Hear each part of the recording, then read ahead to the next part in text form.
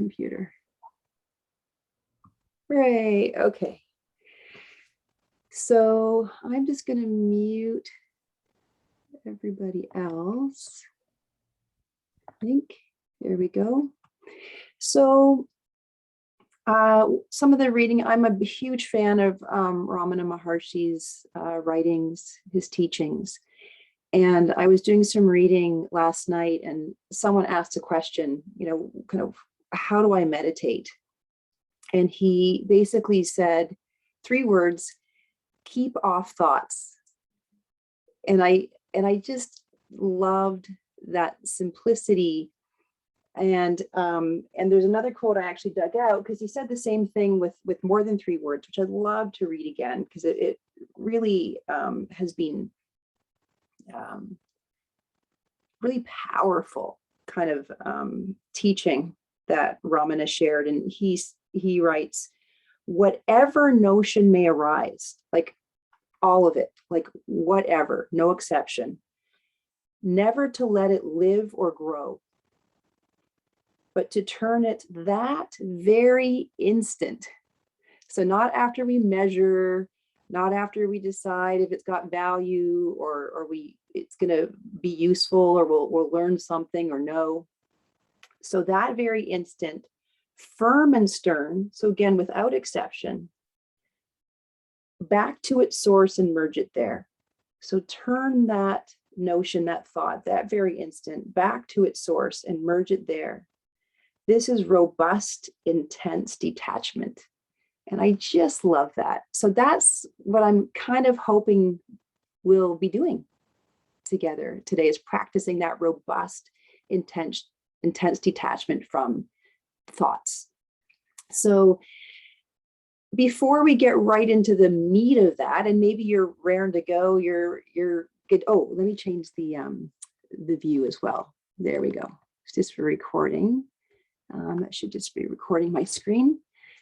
And so before we do that, I thought what we could do is just take a little practice to settle in. And if you're already raring to go and you're going to just slip into rest as awareness itself, settle into knowing yourself as the ground of being, then go for it. But I'm going to just kind of do a little warm up, if you will, to take us in that direction very, very gently with some shamatha, some tranquility practice. So if you would like to have your eyes closed for this part, of course, please feel free. And if you want to keep them open, I'd invite you to do so with a really soft, unfocused gaze.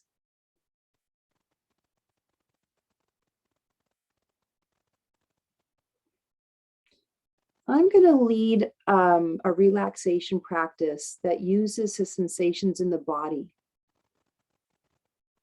as the object of our meditation. So we're going to narrow our attention. But if you have a practice that you know works for you very well, something that usually results in you feeling more calm and relaxed, then please feel free to do that.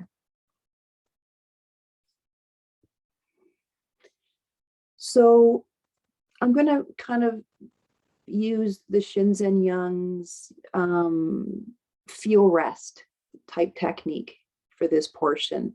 And what that means is we're going to try to locate in the body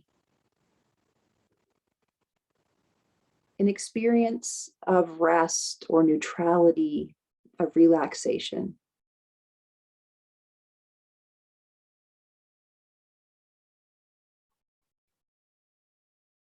And you can start with a light scan through the head and notice, like, wow, you know, when I bring my attention to my ears, it feels pretty neutral there. It feels pretty quiet.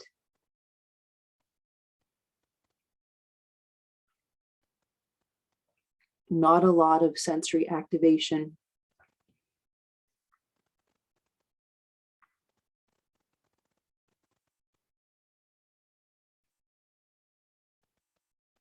It could be In the hands, you can feel your hands feel fairly relaxed.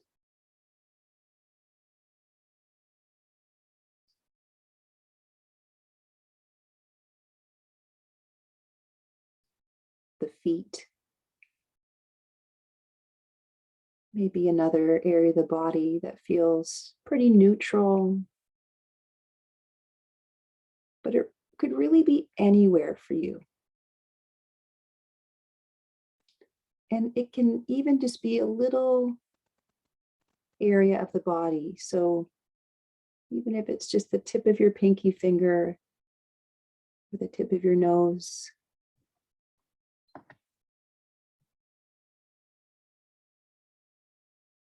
But once you find an experience, however subtle or small, of tranquility or relaxation in the body, and hang out with that. Really soak it in. So we're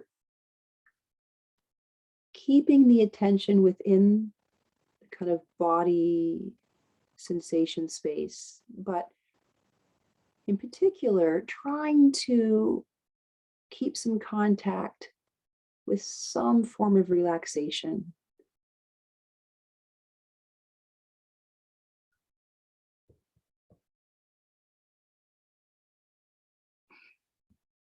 We could also take a few breaths and focus on the exhalation. Just notice the slow, easy release of effort as you exhale. You kind of have to do an inhalation. It's a bit of energy activation to make that happen. And exhalation is a complete letting go. It's like a softening.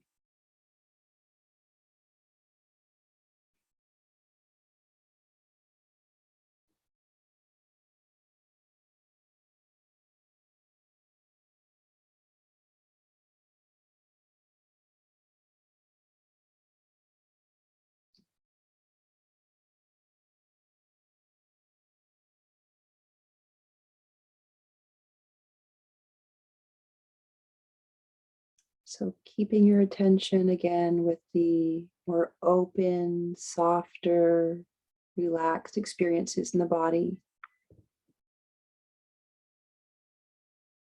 You can let your attention kind of move and explore place to place, or stay in one area if that works for you.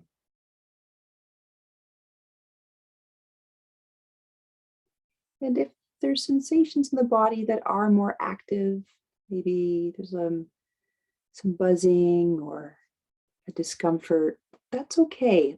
We don't need for anything to be different. We're just going to kind of let that experience be in the background and the more tranquil experience in the body to be in the foreground.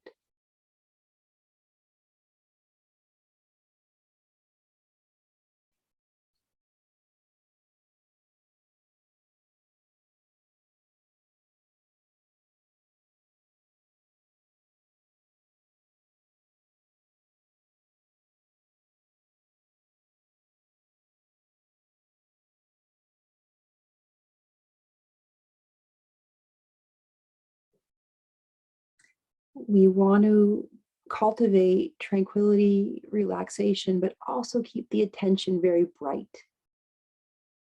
So we don't want to get too sleepy or dull. Find that balance.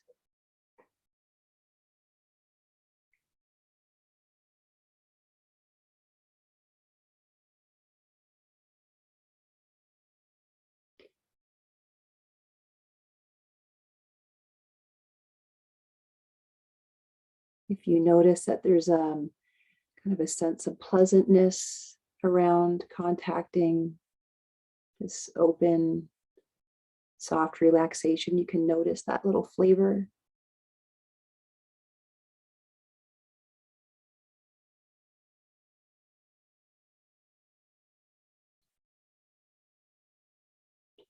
And now we're going to transition a bit. We're going to keep the attention in the body, but just zoom out to include all sensation now.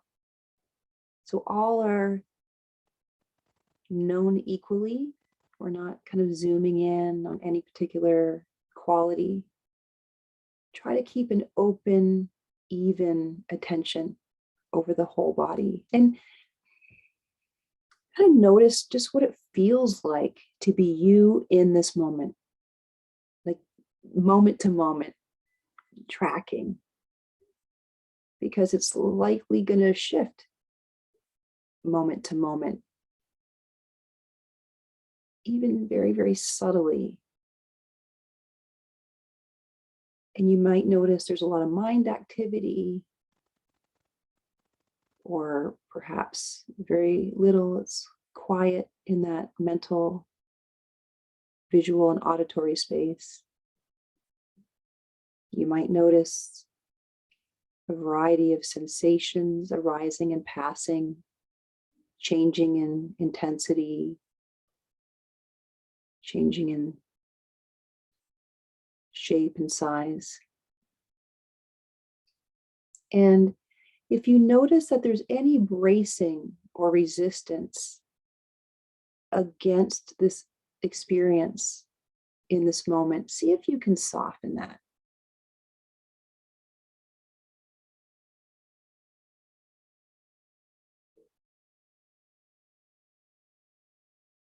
And you can do that deliberately through the body, perhaps by relaxing any muscles that might be holding tension, but also just with the attitude, just being open, kind of friendly with whatever your experience is in this moment. Even if you're noticing some challenging thoughts, maybe judgments or worries, if you're noticing sensations in the body that are uncomfortable, doing your best to soften and allow them to be just as they are in this moment. No arguing.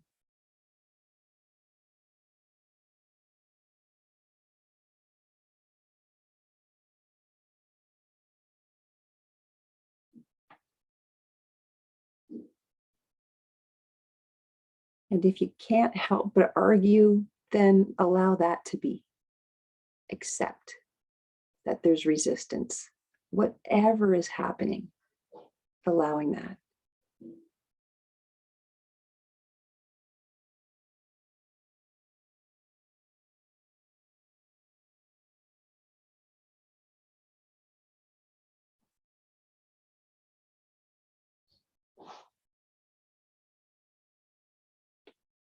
So we're going to open the kind of scope of our attention now to include all sensory phenomena. So all sounds arising and passing, all physical feelings, emotions, thoughts, visuals with the eyes closed or open, including everything. And trying to cover the entirety of our experience equally with our attention. Because what usually happens is a thought will come and we narrow our focus. The thought kind of hooks us, we contract, the attention contracts to the exclusion of everything else. And it's fine if that happens. But as soon as we realize we've kind of contracted our attention on a particular object, we relax the attention back open. So we need to disengage or unhook the attention from that thought, if it was a thought, or that sound, or that physical sensation.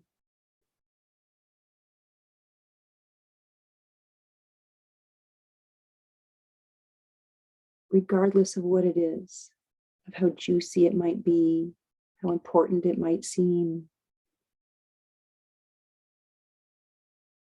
how loud and persistent it might be.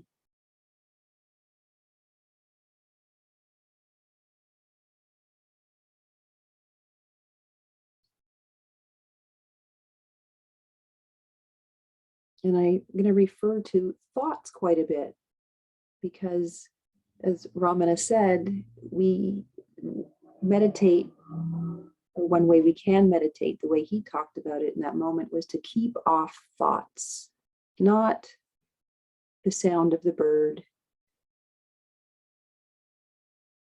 or the feeling of tingling in the feet.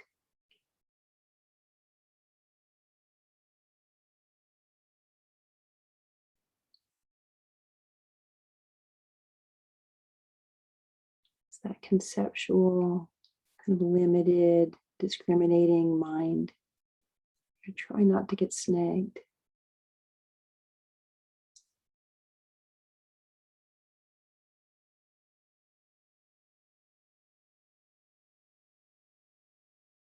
And so when all of these sounds, feelings, thoughts arise, we let them come and go without clinging, without becoming interested, without pushing anything away.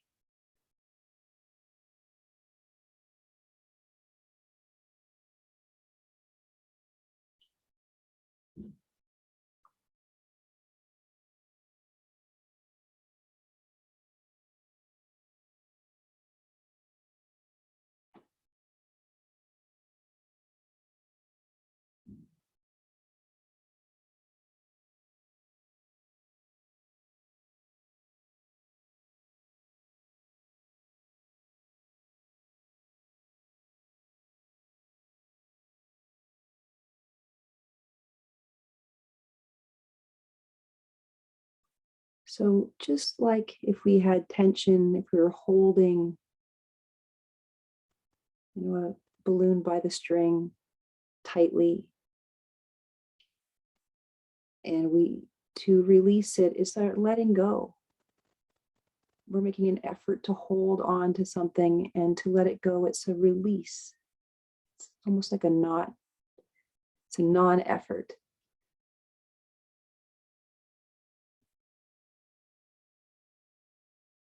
So when the attention contracts and narrows on an object, see if you can kind of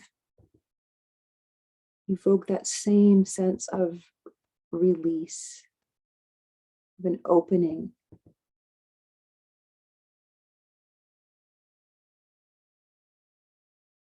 That happens right from the core.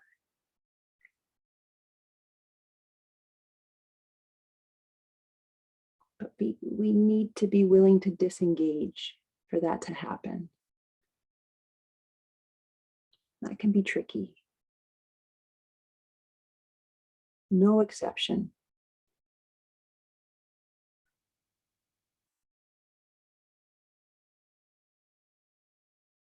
That very instant,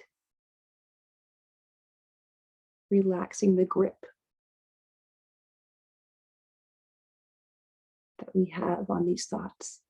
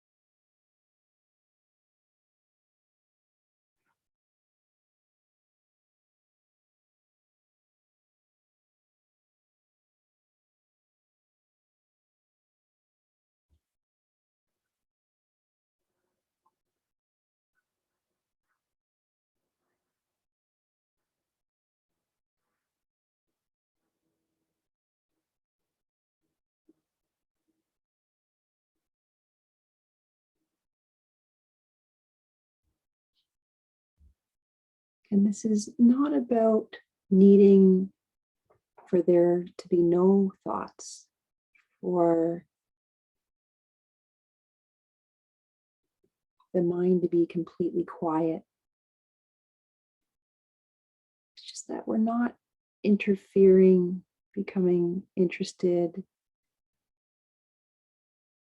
in any content.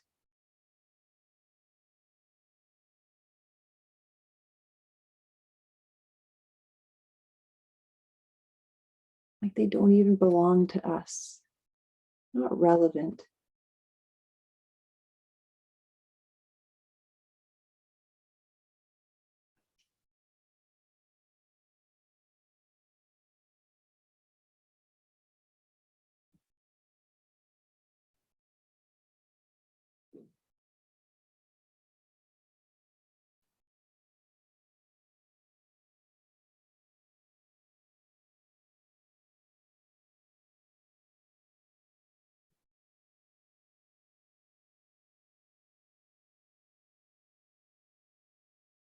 And you might be so tempted to say, yeah, but Tanya, there's a lot going on in my life right now. There's stuff I need to figure out. But for this time, there's no exceptions.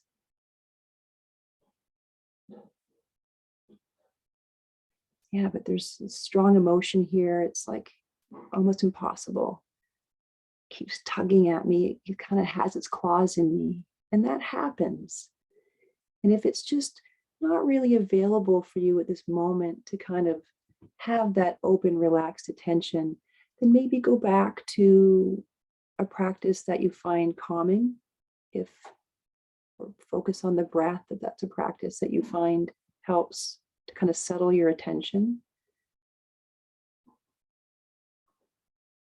until maybe things seem like they've kind of quieted down, if they quiet down.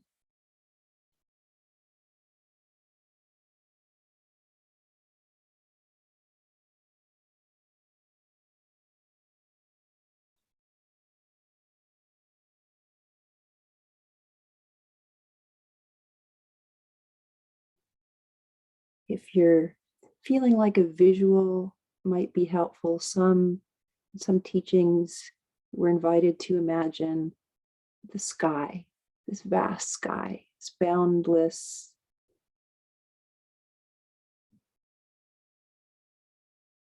empty, but alive space. And within that space, insects move through, birds, planes, clouds, rainbows, pollution.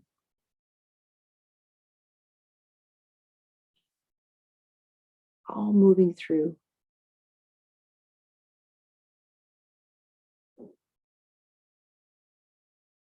We can think of that sky as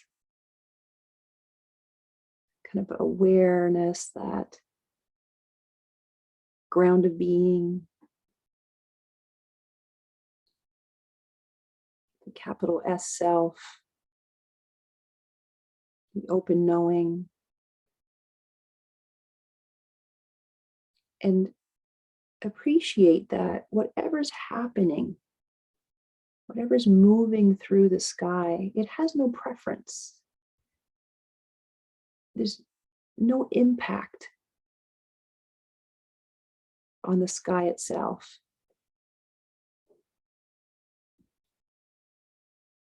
There's no judgment.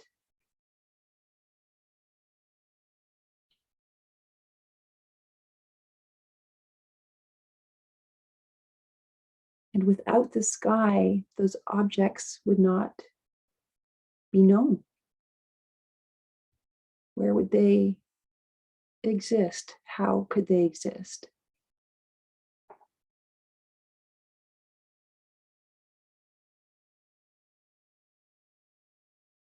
So if it's helpful, we can imagine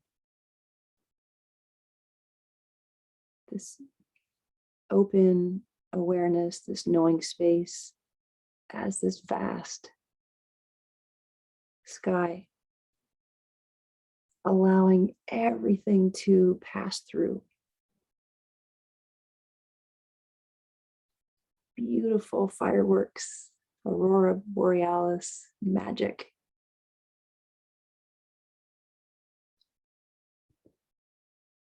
Violent storms.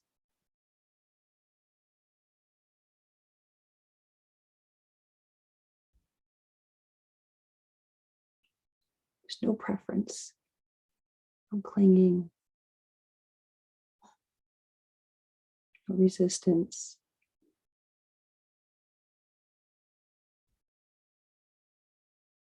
And our habit is sometimes to notice something in the sky and zoom right in on it to the exclusion of everything else. And that's what we're doing through most of our day. And in this practice, we try to completely relax that attention open.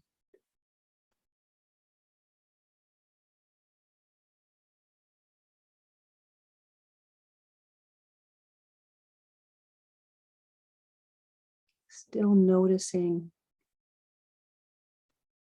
your risings and passings, but not engaging.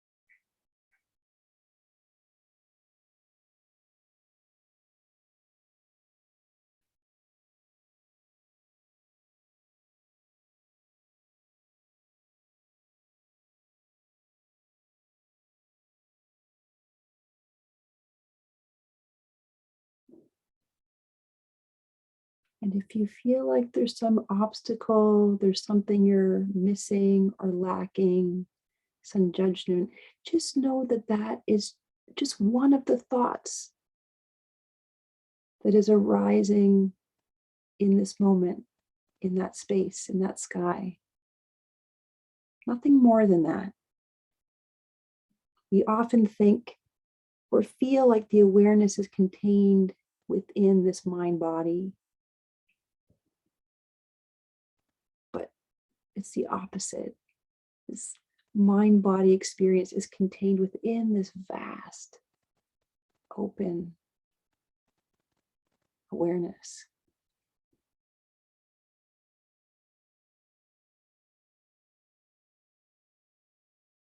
So we don't need to take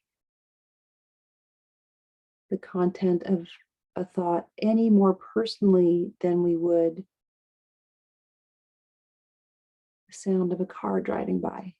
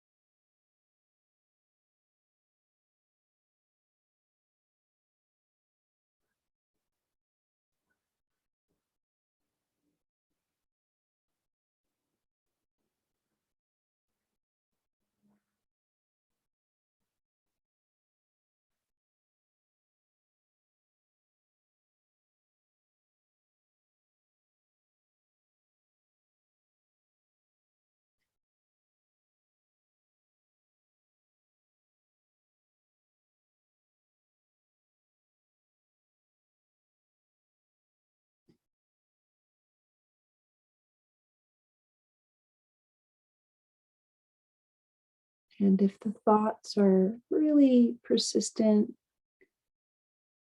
really tugging at your attention, you're finding it hard to disengage, you could practice a little more of a Vipassana practice just to see if you can shift your relationship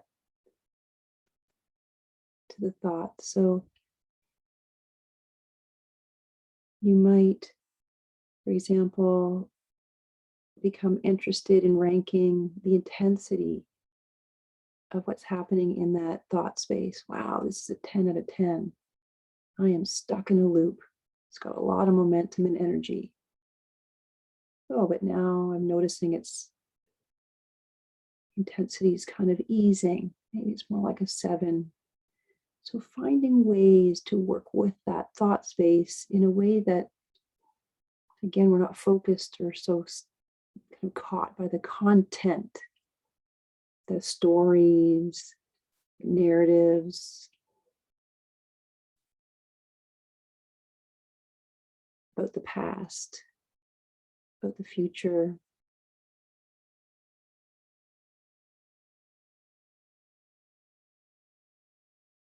There's some practices where we put labels on the thoughts. You could just label them that: memory,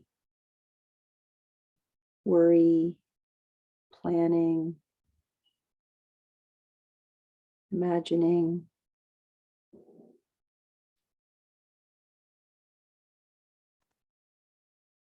So those might be helpful tools if you're really struggling with disengaging from the thoughts. And then once perhaps that tendency has settled, you could again kind of zoom the attention out.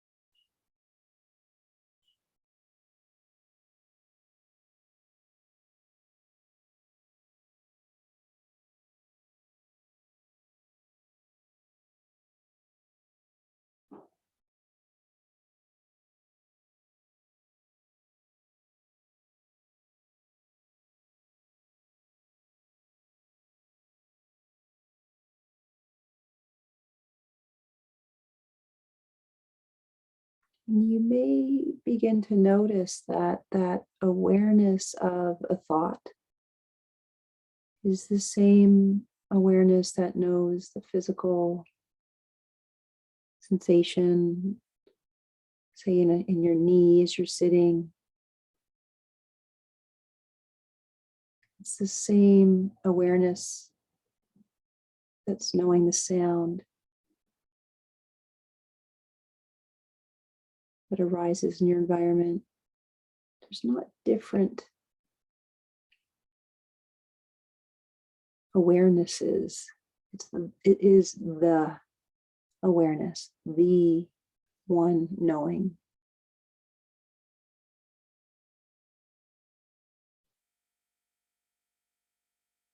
Something is either known or not known. There's no, I half know this. We might know something that is subtle.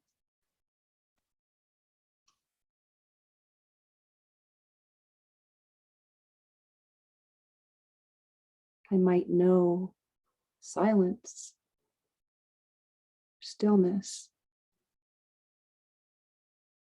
It's the same knowing that knows activity and sound.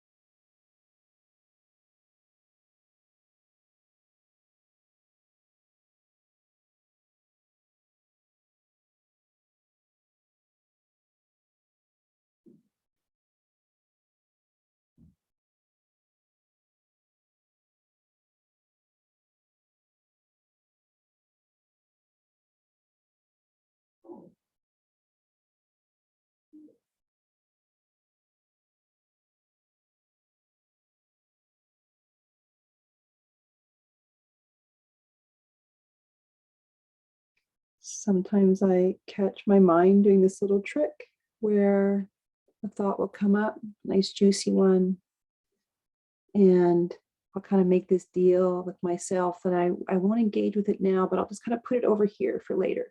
Like I'll just rest it here for when the practice is over. But that's kind of a cheat. It's like pressing pause instead of truly letting go.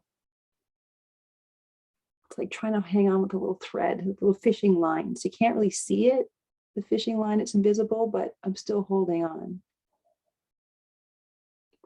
We have to let go. Like put it in the incinerator, let go. And it may come back over and over, and that's fine.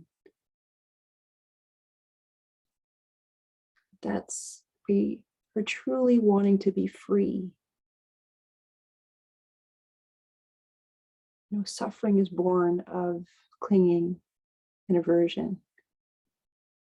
And we need to completely let go. And that's not easy, but that's why we practice and repeat, repeat.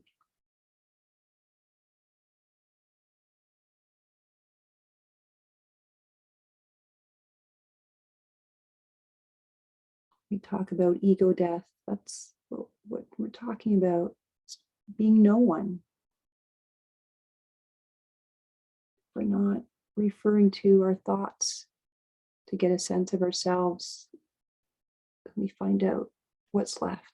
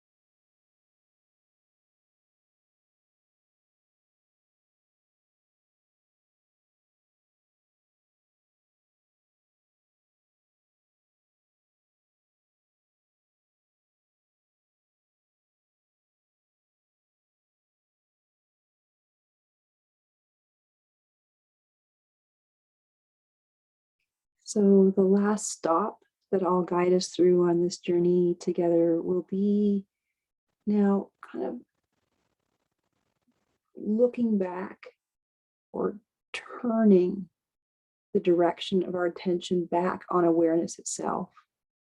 So we've been kind of like, yeah, in the sky and things are coming and going, and I'm kind of noticing this kind of constant movement, but not engaging.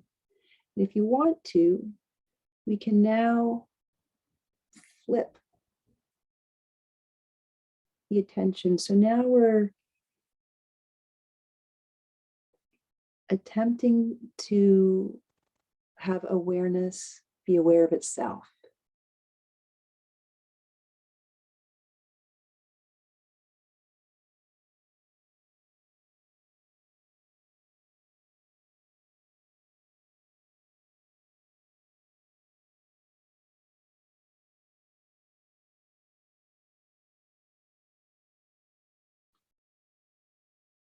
If that feels really weird or confusing, disorienting, that's good. Keep trying to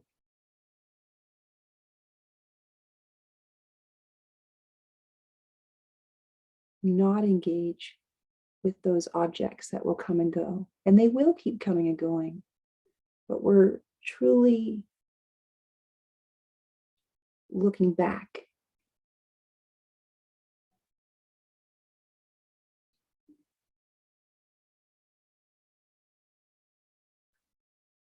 To really bring our attention and rest as that vast sky.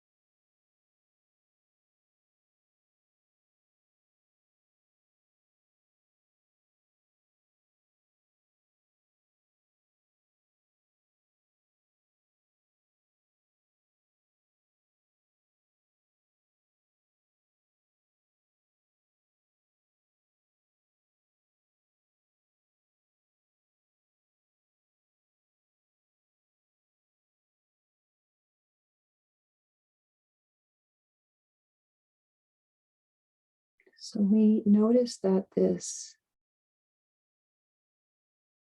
ground of being, this awareness, this open knowing is always here. The sky is always here. It's just that we're so often focused on the objects, the thoughts, that we miss it.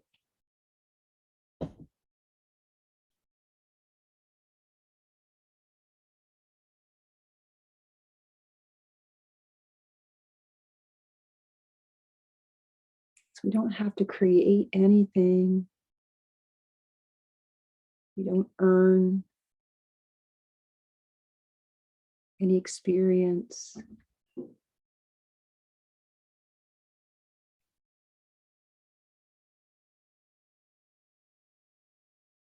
When we keep off thoughts, this can be realized, experienced.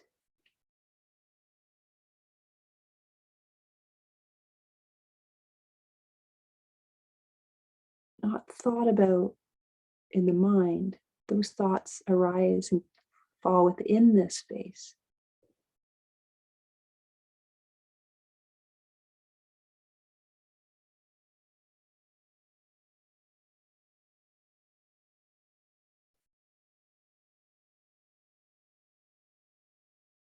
We don't create this vastness, this nebulous, of alive emptiness.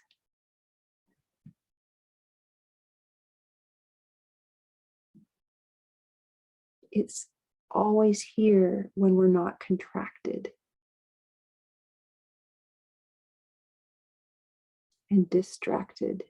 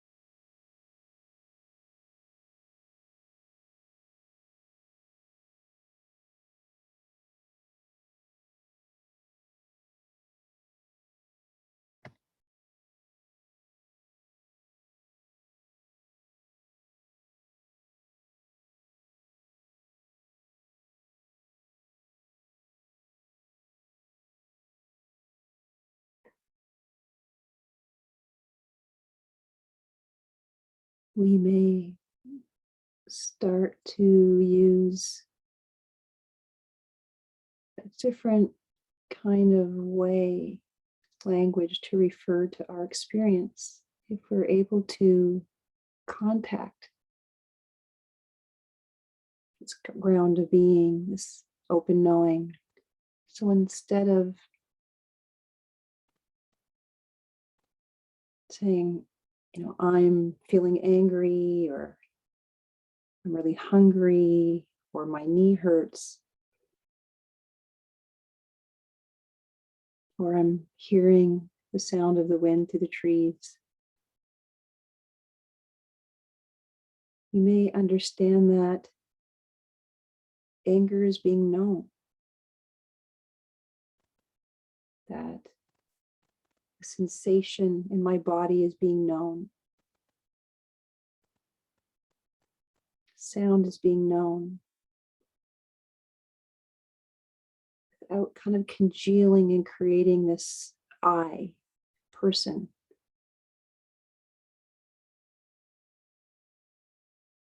The I person is being known.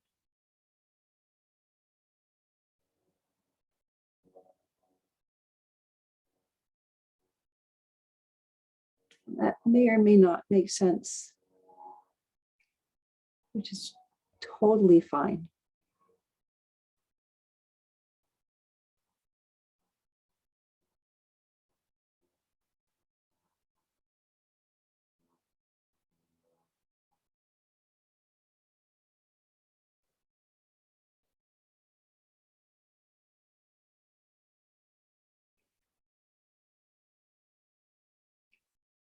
So for the last few minutes, we've just got a few minutes left. I'd love to bring our attention back into this body, mind, and into the heart. And just take a couple of minutes to really appreciate this moment, appreciate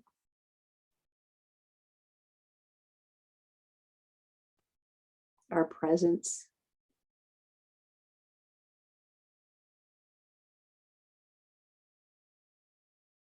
Offer ourselves some compassion to really connect to ourselves, to our own heart.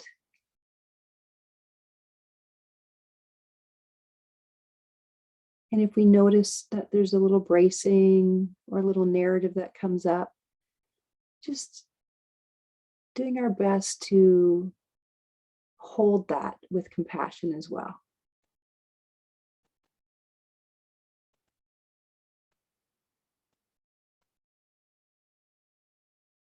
Hold this complete experience of being this little unit of humanity, holding that tenderly.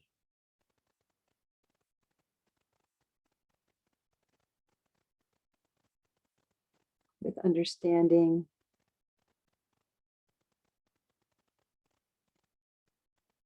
with love, like we would offer a small child.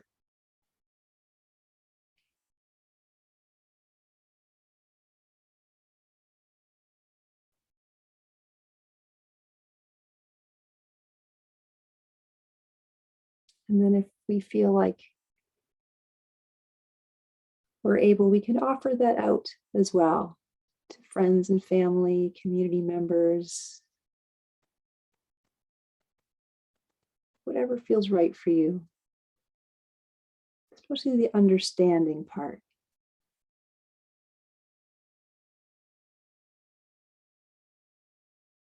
Compassion for our shared humanity in this crazy world.